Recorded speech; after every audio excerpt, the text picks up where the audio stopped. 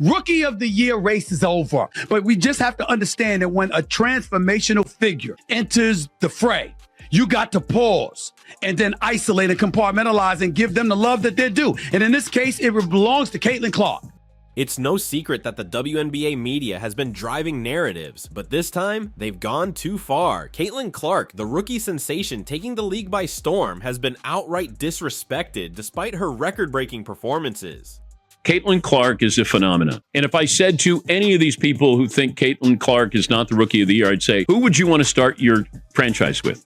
The league, instead of celebrating a generational talent, seems hell-bent on propping up Angel Reese, whose contributions pale in comparison. It's baffling and, frankly, insulting to fans who see the truth every time Caitlin steps on the court.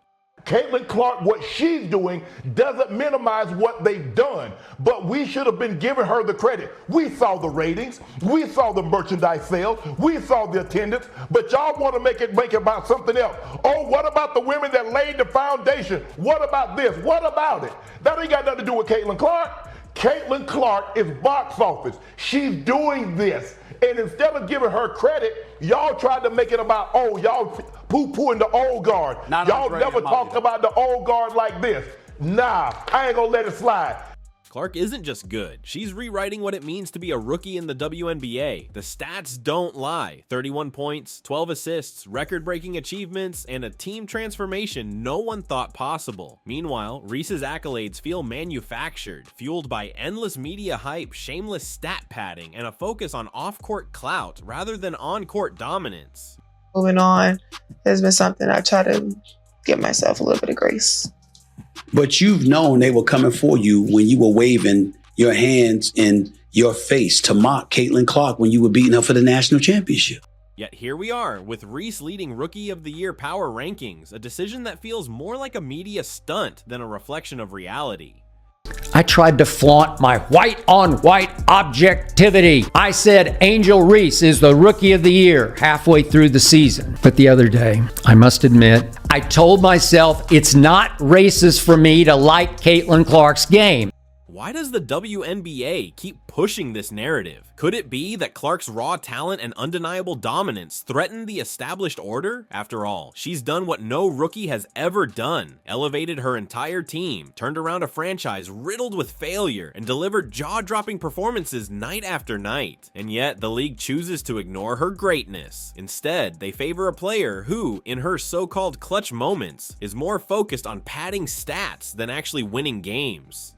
Most points by a point guard in a season in WNBA history. Most double-doubles by a rookie guard in WNBA history. Most points by a rookie in WNBA history. Most assists by a rookie in the history of the WNBA. First WNBA rookie to record 2 triple-doubles. First triple-double by a rookie in WNBA history. Fans are starting to see through it. The media's relentless push of Angel Reese as Rookie of the Year isn't just unfair, it's a disservice to the game itself. It's almost as if the WNBA doesn't want someone like Caitlin Clark to be the face of their league. If this keeps up, why should Clark stay in a league that refuses to acknowledge her brilliance?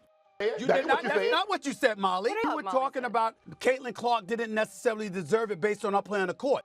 Caitlin Clark's rookie season isn't just impressive, it's historic. From her first game, she's shattered expectations, proving she belongs not just among the league's best rookies, but its top players overall. Statistically, she's a juggernaut, responsible for generating 37 points per game, the highest in WNBA history. She's a master at balancing scoring with playmaking, dropping pinpoint assists while putting up elite numbers herself. It's the kind of performance we usually see from seasoned MVPs, not rookies finding their footing. She just absolutely did it all and became a magnet for attention and an icon for sports fans, certainly little girls, certainly mine as well, playing her basketball and watching her play.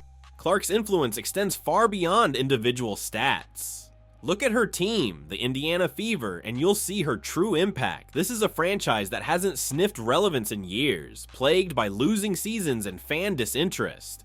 Reality is coming. There's levels to this thing, and that's just life. We all went through it. Of course. And you see it on the NBA side, and you're going to see it on this side, where you look superhuman playing against 18-year-olds, but you're going to come with some grown women that have been playing professional basketball for a long time. Before Clark, they were an afterthought in the WNBA. This year, however, the Fever are on track for their best season since 2016, sitting at a .500 record, a feat that seemed impossible just months ago. The only major addition? Caitlin Clark. Her leadership and relentless drive have transformed this team from perennial losers into playoff contenders. Caitlin Clark is becoming the best player, not because she's white, because she's that good. She's having Larry Bird impact. She's been the driving force of the hottest team in the entire league, despite her record turnovers.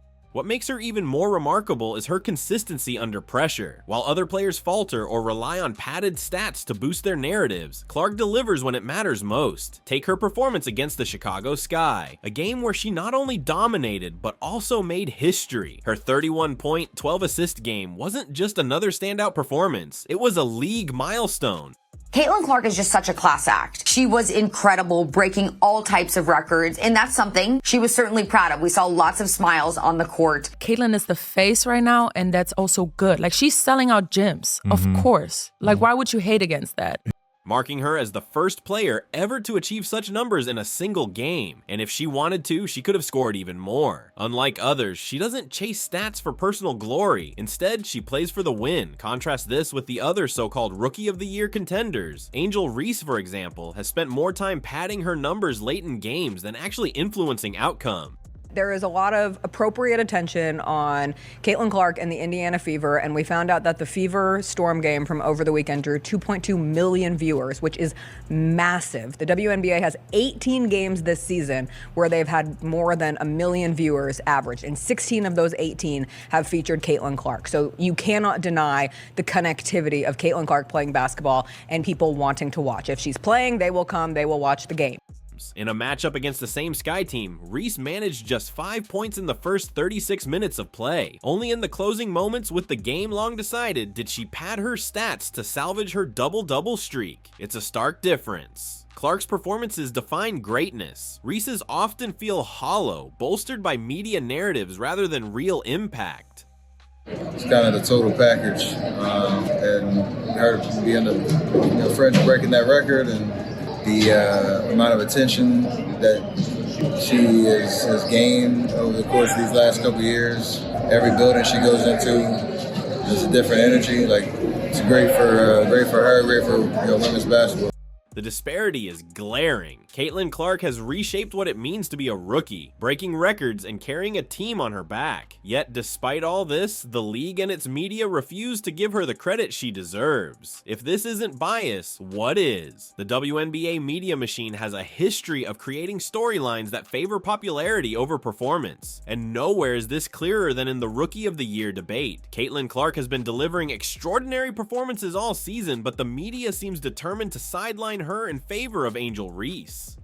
One more thing on Caitlin, which makes her super valuable, is she is leading the WNBA in points generated, which means points scored and or points assisted on. She is leading the league by a significant margin, and she is doing this as a rookie with a Fever team that is not comprised of a bunch of all-stars.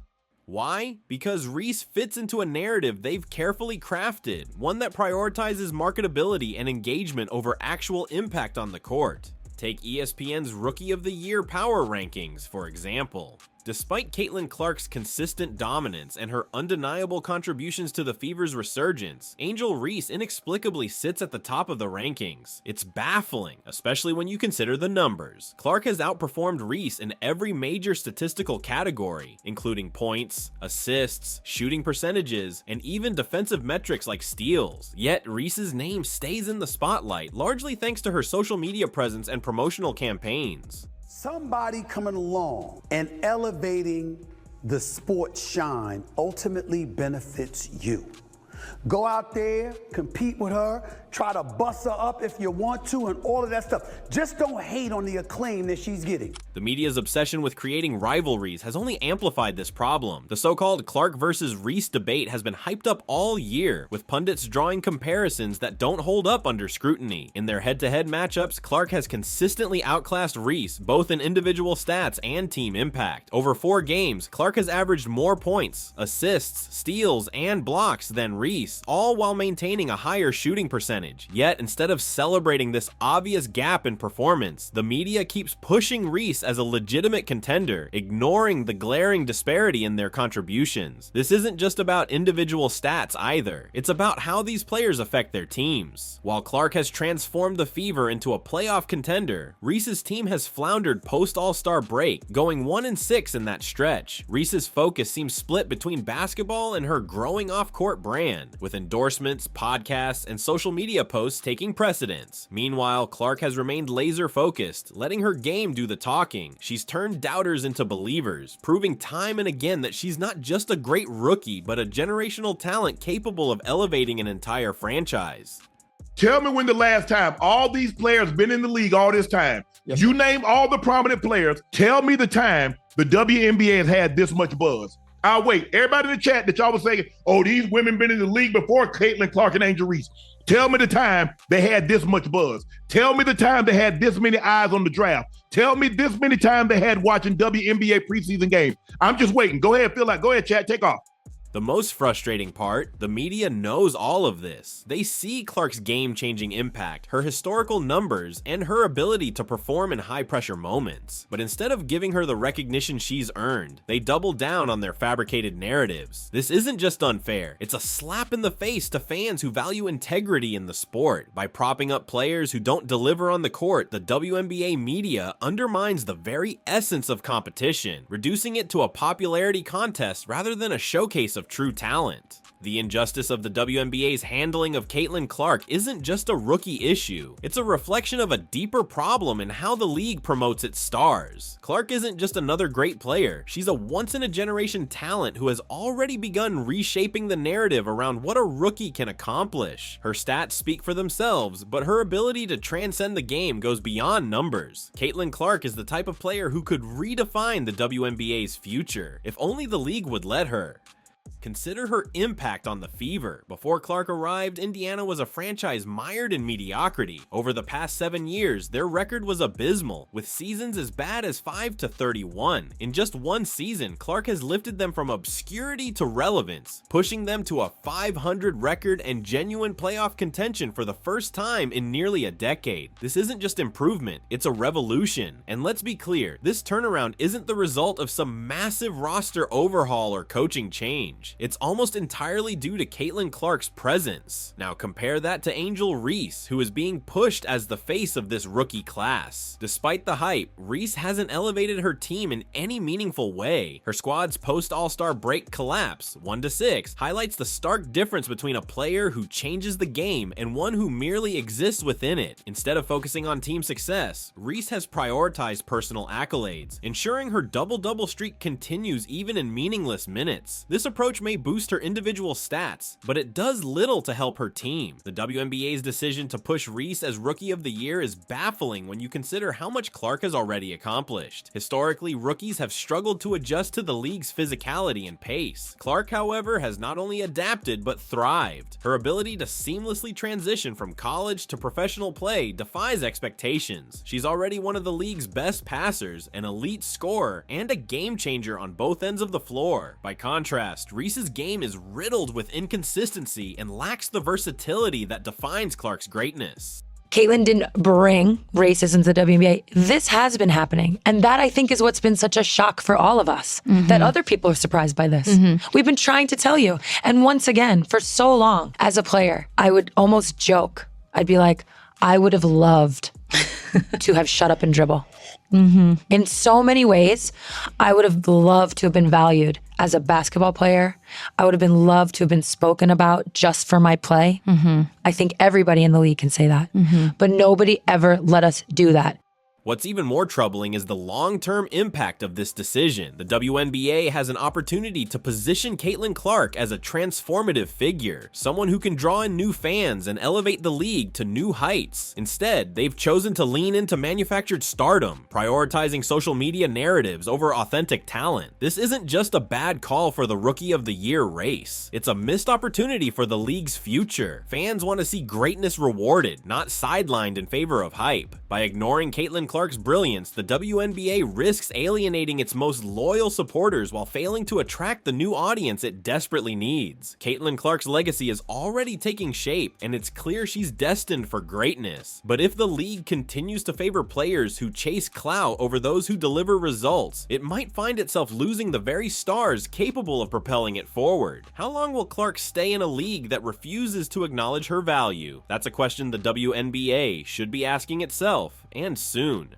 The WNBA is standing at a crossroads, and the choices it makes now will shape the future of the league. Caitlin Clark has proven herself to be more than just a rookie sensation. She's a transformative force capable of elevating her team, breaking records, and inspiring the next generation of fans. But instead of celebrating her unprecedented achievements, the league has chosen to drown her brilliance in a sea of manufactured narratives. By pushing players like Angel Reese to the forefront, despite glaring differences in performance and impact, the WNBA is sending a troubling message. Talent and hard work don't matter as much as popularity and media hype. What's truly heartbreaking is that Caitlin Clark represents everything the WNBA claims to stand for. She's a fierce competitor, a leader, and a generational talent who makes her teammates better. Her rise has electrified fans and brought new attention to the league. Yet, instead of embracing this momentum, the league has doubled down on promoting a player whose contributions don't come close to matching Clark's on-court brilliance. The media's obsession with creating rivalries and hyping up players like Reese doesn't just undermine Clark, it cheapens the entire Rookie of the Year award, turning it into a popularity contest rather than a celebration of excellence.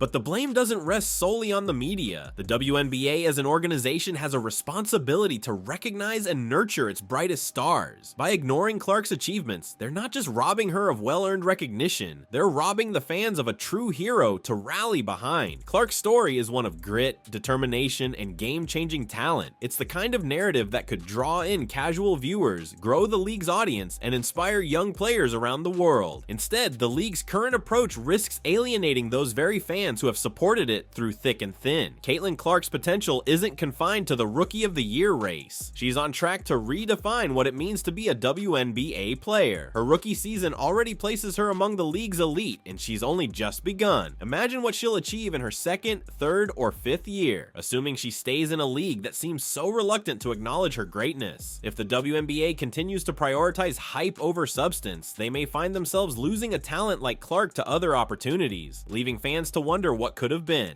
This isn't just about Caitlin Clark versus Angel Reese. It's about the integrity of the sport and the future of the league. Fans deserve to see true greatness rewarded. The WNBA has a rare gem in Caitlin Clark. If they fail to recognize it, they're not just failing her, they're failing the game itself. It's time for the league and its media to wake up, celebrate the talent that's redefining their sport, and give Caitlin Clark the recognition she's earned. Anything less isn't just a mistake, it's a tragedy for basketball. If you're ready to dive into the latest and greatest moments in women's basketball, you're in the right place. Here on WNBA Original, we cover everything from breaking news to inspiring stories, bringing you closer to the action and the players who make it all happen. Don't forget to hit subscribe and turn on notifications, so you'll always be the first to know what's happening on and off the court. Thanks for watching, and stay tuned for more from WNBA Original.